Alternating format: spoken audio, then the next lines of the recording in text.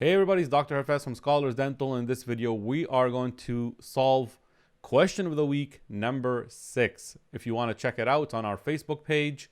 You can go and read it there. And if you want a chance to win a free basic science course, you need to answer the question in the comments correctly before we solve it, obviously, and also like and share it. So the answer to question of the week number 6 is D. Okay, and that means the non-ionized form of local anesthetic is the one that crosses membranes. So meaning it crosses the membrane, and that's how it gets into the cell, right? So it gets into the cell. And then the inside there, it will attach with a hydrogen and then become ionized again, or become ionized, let's say. And then the ionized form is the one that binds to the sodium channel.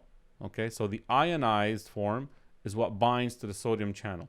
So that's pretty much the option D, which is saying the non-ionized form is the one that crosses the cell membrane to get through, and then inside the cell it turns into an ionized form, and then it attaches to or binds to the sodium channel, and that's how the local anesthetic works. That's pretty much the quick explanation.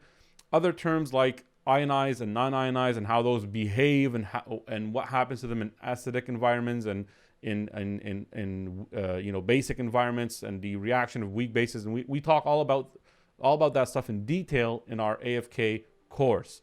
However, for this video, we're just answering the question with a quick explanation.